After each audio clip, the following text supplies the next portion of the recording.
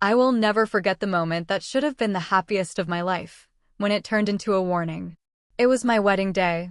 The day I had dreamed of since I was a girl, the dress, the vows, the promise of forever. But instead of joy, I was standing frozen in the church corridor, hidden behind a heavy curtain, my heart pounding like a trapped bird. Because just a few feet away, I heard Lisa, my soon-to-be mother-in-law, whisper to her sister in a low, cutting voice.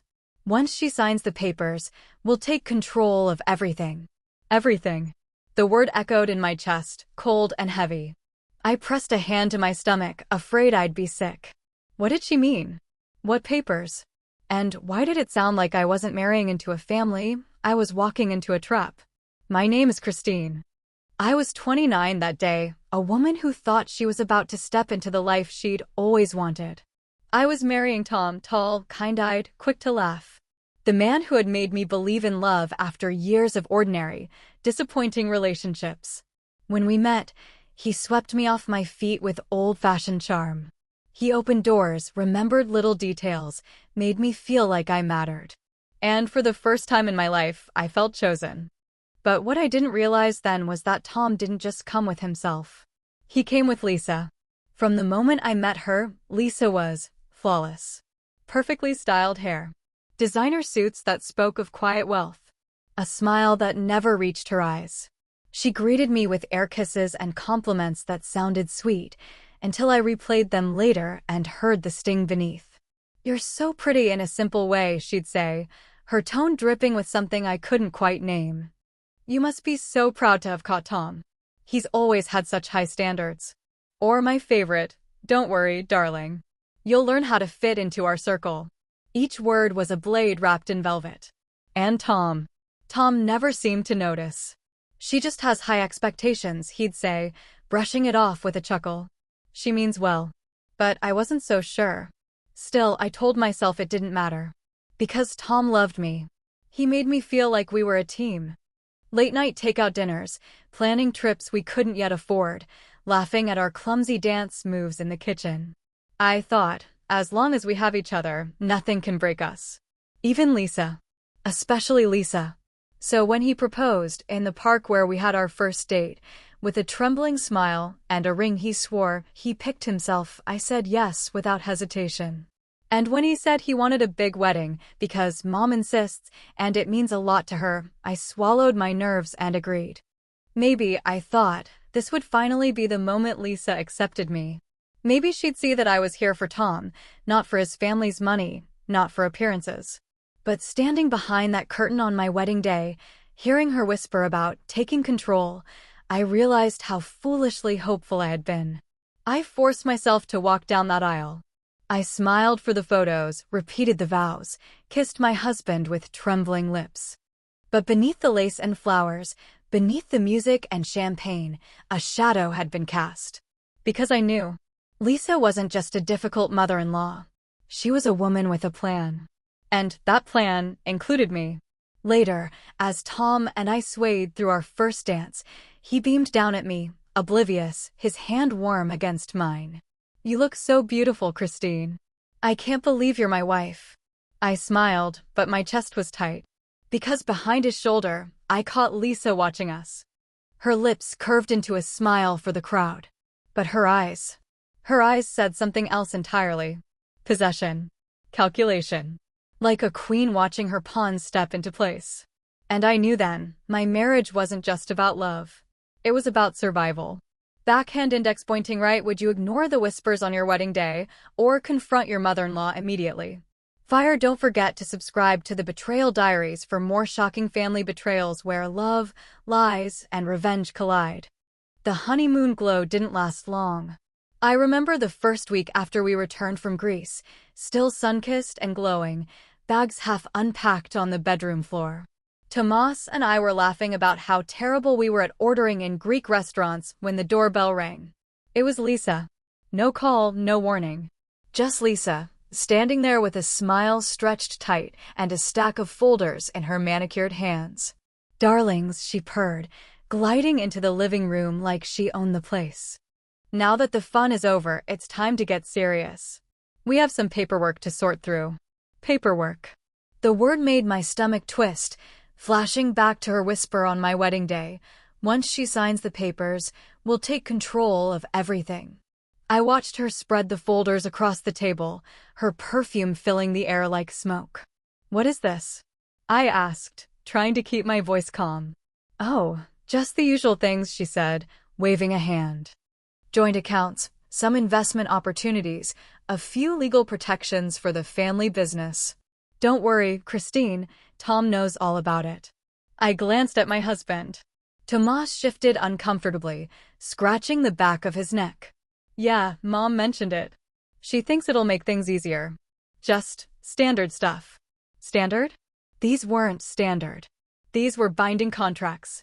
And the way Lisa's pen hovered over the signature lines made my skin crawl. I smiled tightly. Maybe I should read through them first. I like to understand what I'm signing. Lisa's smile didn't falter, but her eyes sharpened. "Of course, darling. Though you don't need to worry, I've already gone through everything with Tom." The unspoken message was clear. Trust me. Don't ask questions. But I did. And when I flipped through the pages that night, alone, I nearly choked. One document would have given Lisa power of attorney over Tom's shares in the family company. Another proposed consolidating our accounts under family management. A third suggested transferring property rights to a trust managed by Lisa. Piece by piece, she was stripping us of independence. And Tom didn't even see it. When I confronted him, his face flushed with frustration. "Christine, she's just trying to protect us. This is how my family has always done things." "Protect us?" I shot back. "Or control us?" He rubbed his temples. "Why do you always assume the worst about her?" "Because I had hurt her. Because I knew what she was capable of." But saying that out loud would sound paranoid, even to him. So I bit my tongue for now. The weeks that followed were a blur of subtle battles. Lisa dropped by constantly, always with suggestions, always with papers tucked in her bag. She commented on how I cooked, how I dressed, how I decorated our apartment. "Tom likes things a certain way," she'd say, as if I didn't know my own husband. She reminded Tom of family traditions, quietly reinforcing the idea that decisions weren't ours, but hers. And slowly, I began to see Tom shifting. He started checking with her before making choices. He echoed her phrases, her concerns. One night, when I suggested we book a trip just the two of us, he hesitated. "Let's ask Mom if she thinks it's a good time financially." That single sentence chilled me. Ask Mom. Not discuss it with me. Ask Mom. It was like Lisa had planted invisible strings into him, tugging when she wanted. And each time I pushed back, Tom looked at me like I was the unreasonable one. But I wasn't imagining it. I wasn't paranoid. Lisa was weaving a web, and I was caught in the center. The breaking point came one Sunday, when she invited us to her house for dinner. The table was set like a magazine spread, crystal glasses glinting under the chandelier. Halfway through the meal, Lisa cleared her throat. "Tomas," she said sweetly, "have you thought more about transferring those accounts? It would save Christine so much trouble if I managed things for you." For me. As if I were some helpless child. Tom set down his fork, frowning. "I don't know, Mom. Christine's not really comfortable." Lisa cut him off with a laugh. "Oh, she'll come around. She just doesn't understand how these things work yet." The condescension burned like acid. But worse than that was the way Tom fell silent. He didn't defend me. He didn't stop her. He just sat there, letting her words hang in the air. And in that silence, I understood. If I didn't act, if I didn't find a way to fight back, Lisa would win. She would own us, financially, emotionally, completely. That night, lying awake beside Tom, I stared at the ceiling and made myself a promise. I would not be erased. I would not be controlled. Lisa thought she was the only one capable of planning, of pulling strings, of playing the long game. But she had underestimated me. And that was her first mistake. Backhand index pointing eyed. If your new spouse started letting their parent control your finances, would you go along for peace or fight back? If Lisa thought I was going to roll over and let her pull the strings, she didn't know me at all.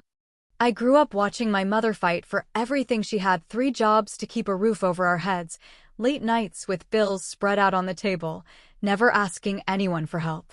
I may not have come from wealth like Tom's family, but I came from resilience.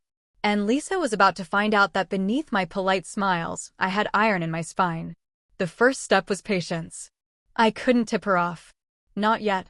So when she visited, I smiled. I poured her tea. I let her slip her little comments into conversations, her subtle digs at me, her constant nudging of Tom. To her, it looked like I was bending. But behind the smile, I was listening. Recording. Documenting. I started small. Whenever she helpfully explained a financial document, I took pictures after she left. When she emailed Tom drafts of contracts for him to just sign quickly, I quietly forwarded copies to myself. And every conversation where she let her mask slip, where her voice turned sharp, her words dripping with possession, I recorded on my phone. Darling, you don't need to worry about money. That's for Tom and me to handle. Just look pretty and host dinners. Click. Saved. Tom, don't let Christine meddle in things she doesn't understand. Leave it to me, like always. Click. Saved. She didn't realize she was building my arsenal for me. But I also needed an expert. I reached out to a lawyer, recommended by a colleague who had gone through something similar with a controlling parent. Her name was Marissa, and she was as sharp as a scalpel. After I laid everything out, the contracts, the accounts, the recordings, she leaned back in her chair and said, "Christine, this isn't just interference. This is financial coercion. If you let her, Lisa will box you out of every decision and eventually tie your assets to her control. But with what you're collecting, you'll have leverage."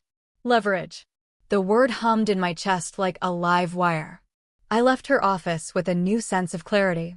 This wasn't just about defending myself. This was about making sure Lisa could never try this again with me, with Tom, with anyone. I wasn't just going to resist. I was going to expose her. In the meantime, I kept up appearances. To Tom, I played the supportive wife. I let him believe I was warming up to his mother's ways. To Lisa, I played the dutiful daughter-in-law. I nodded, smiled, even asked her questions, pretending to admire her wisdom. And slowly, she grew careless. She thought she had won. One afternoon, I joined her for lunch, her choice, of course, an exclusive restaurant where every bite cost more than my weekly grocery budget. Between sips of wine, she leaned in, her voice low. "You see, Christine, a marriage is like a business merger. You have to let the experienced partner take the reins. Tom understands that. One day, you'll thank me." I smiled sweetly. "You're right, Lisa. I'm grateful you're guiding us." But under the table, my phone was recording every word. Meanwhile, I began preparing Tom. Not with accusations, he would shut down if I attacked his mother directly. Instead, I started planting questions. "Do you ever feel like your mom doesn't trust us to make our own choices? Why do you think she wants to manage everything herself? Wouldn't it be nice to handle things as a couple, just the two of us?" Sometimes he bristled. Sometimes he shrugged. But other times, he hesitated. And I saw it, the flicker of doubt in his eyes. Seeds. I was planting seeds. Marissa and I met regularly, building a file thick enough to withstand any denial. Every contract Lisa drafted. Every financial transfer she suggested. Every recording where she made it clear she intended to strip me of independence. It wasn't just evidence. It was a story. A story of a woman who thought she could control everyone around her. And I was going to make sure the ending wasn't hers to write. The opportunity came sooner than I expected. Lisa announced a grand family dinner, hosted at her estate, to celebrate new beginnings. I didn't need to ask what that meant. She was planning to make her move. Marissa helped me prepare. Together, we organized the documents, the recordings, the emails, neatly labeled, irrefutable, undeniable. I rehearsed what I would say, how I would reveal the truth. And when the night came, I wasn't nervous. I was ready. Lisa had no idea. She thought it would be her triumph, another evening where she dazzled relatives, commanded Tomas, and quietly undermined me. But she was wrong. Because that dinner wasn't going to be her stage. It was going to be her downfall. Backhand index pointing. Would you secretly gather proof against a manipulative in-law, or confront them directly without preparation? Subscribe to the Betrayal Diaries for more shocking stories where toxic family games end in explosive revenge. The night of Lisa's grand dinner felt like stepping into enemy territory. Her estate glowed with warm lights, chandeliers sparkling through tall windows. Cars lined the long driveway, valets opening doors as guests arrived. Inside, the dining room looked like something from a magazine spread, crystal glasses, polished silver, the scent of rosemary chicken filling the air. Lisa stood at the head of the room, regal in her emerald silk gown, smiling as relatives kissed her cheeks and whispered compliments. When she saw me, her eyes narrowed just slightly, then smoothed into a gracious smile. "Christine," she purred, pressing a cool kiss to my cheek. "So glad you could join us. I know this kind of gathering can feel overwhelming for newcomers." The condescension was sharp as ever, but I simply smiled. "Thank you, Lisa. Everything looks beautiful." Inside, I was steel. Tonight wasn't hers. It was mine. Dinner began with small talk, relatives chatting about travel, Tom's cousins bragging about promotions, Lisa dropping names of people she knew in politics and business. I barely tasted the food. My heart beat steady, not from fear but from focus. Because I knew what was coming. And I knew what I would do. Halfway through the meal, Lisa rose gracefully, lifting her glass for silence. "Family," she began, her voice smooth and commanding, "tonight we celebrate new beginnings. With Tom and Christine's marriage, our family legacy grows stronger. And as with all important unions, it is my duty to ensure our resources and responsibilities are managed wisely." She turned to Tom, her hand brushing his shoulder. "Darling, I'm so proud you've agreed to let me handle the finances. It will save you and Christine so much unnecessary stress. After all, we can't expect her to manage such complicated matters." Laughter rippled around the table. And in that moment, Lisa thought she had won. Tomas's face flushed. He looked at me nervously, almost apologetically. "Christine, I was going to tell you. But I was already standing." "Actually," I said, my voice cutting clean through the laughter, "there's something I'd like to share." The room quieted. All eyes turned to me. Lisa's smile froze. "Christine, perhaps we can discuss this later." I opened the folder I had brought with me and placed it on the table with a sharp snap. "No, we'll discuss it now." I pulled out the first document, a draft contract Lisa had pushed at Tom, granting her power of attorney. "This," I said, holding it up, "is one of several legal documents Lisa asked Tom and me to sign. Documents that would have given her control over our finances, our accounts, even our home." Gasps whispered around the table. I pulled out another sheet and email. "And this is an email where she tells Tomas not to let me meddle in things I don't understand."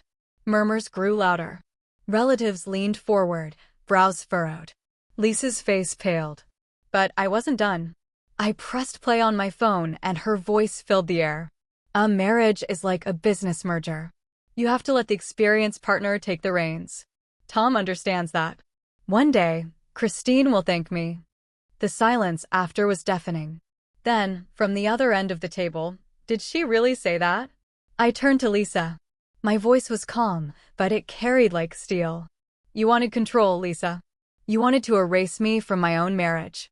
But I won't let that happen. Not now, not ever." Lisa's mask cracked. She slammed her glass down. "This is outrageous. You've twisted everything I've said. Tom, tell them I only wanted what's best." Tomas looked stricken, torn between us. But I met his eyes, steady, unflinching. "This isn't about what's best for us. This is about control. Look at the evidence, Tom. Look at what she's been doing." I pushed the folder toward him. He opened it with trembling hands. His eyes scanned the contracts, the emails, the transcripts. The blood drained from his face. "Mom, how could you?" Lisa reached for him, desperate. "I did it for you. To protect you. She doesn't know how this world works." But Tom pulled back, his voice sharp with something I had never heard before, anger. "No, Mom. You did it for yourself. You wanted control over us, over everything. You didn't trust me. You didn't trust Christine. You only trusted yourself." The room went silent. Lisa stood frozen, her perfect mask shattered. And for the first time since I had met her, she looked small. I straightened, my voice calm, final. I married Tom, not you. And if you can't respect that, then you don't belong in our marriage. The weight of the words hung in the air. No one spoke. Lisa's relatives exchanged uncomfortable glances. Tom's cousins whispered to each other. And Lisa, the woman who had always controlled every room she walked into, was left speechless. I sat down, sliding the folder back into my bag. Dinner continued, but the mood had shifted. Laughter was gone, replaced by a heavy silence. Lisa tried to recover, forcing smiles, pouring more wine.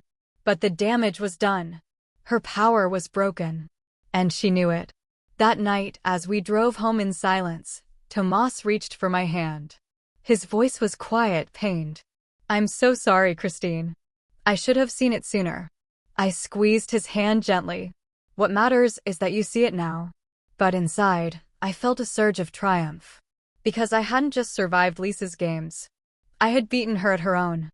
And the war she had started was finally over. Backhand index pointing. Would you expose your mother-in-law in front of the entire family, or keep the confrontation private?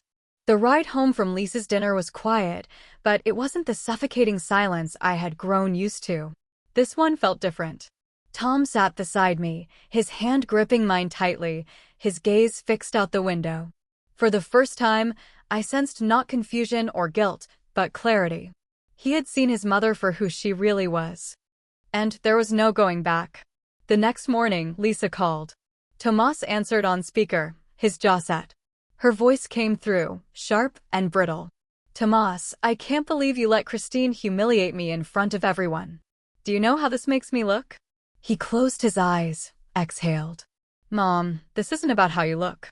This is about what you did. You tried to control us. You tried to control Christine. And it stops now. Her tone turned desperate. I did it for you. For us. You've always needed me. No, he cut her off firmly. I don't need you to run my marriage. I don't need you to manage my life. And if you can't accept that, then maybe you shouldn't be part of it. There was a sharp inhale on the other end. Then the line went dead. In the days that followed, the fallout spread quickly. Word of the confrontation at dinner trickled through the family. Relatives who had once hung on Lisa's every word now whispered behind her back. She really tried to take over their finances? I always knew she was controlling, but this. She went too far. Lisa's perfect image cracked, and no amount of polished smiles could repair it. For the first time, people saw her not as the graceful matriarch, but as a manipulator exposed. At home, things between Tom and me began to shift. He apologized more than once, sometimes stumbling over his words, ashamed of how easily he had let Lisa sway him. I didn't sugarcoat it. You hurt me, Tom. You let her words mean more than mine. His eyes shone with regret. I know. And I'll spend every day proving I'll never let that happen again. And slowly, he did. He started making decisions with me, not his mother. He asked for my thoughts, respected my opinions. We opened a joint account that only the two of us could access. Piece by piece, we rebuilt what Lisa had tried to tear down. One evening, a few months later, I found myself standing in front of the mirror, adjusting the necklace Tom had given me for our anniversary. And for the first time in a long time, I didn't see a woman fighting to prove herself. I saw someone who had already won. Because Lisa hadn't just failed to control me. She had taught me something vital. I was stronger than I had ever realized. Lisa never stopped trying completely. Women like her rarely do. There were still attempts at guilt trips, backhanded comments at family gatherings, subtle digs disguised as advice. But the difference now was that no one took her seriously. Not even Tom. Especially not me. Because once you've been unmasked, once people have seen the truth, it's impossible to put the mask back on. And Lisa was living in the shadow of her own downfall. My revenge glow wasn't dramatic fireworks or public triumphs anymore. It was quieter. It was walking into Lisa's home with my head high, no longer afraid of her disapproval. It was Tom turning to me first, not her, when decisions needed to be made. It was relatives pulling me aside to say, "You did the right thing. You showed courage." It was freedom. And in the end, That was sweeter than anything Lisa had ever tried to take from me. I had walked into this family as the underestimated outsider, the girl Lisa thought she could shape, silence, erase. But I stood my ground, played her game, and beat her at it. Now, I was no longer just Tom's wife. I was Christine, a woman who knew her worth. And no one, not even Lisa, could take that from me again. Backhand index pointing I, would you ever forgive a mother-in-law who tried to destroy your independence, or would you cut her out for good? Subscribe to the Betrayal Diaries for more shocking betrayals where toxic control collapses and true strength rises.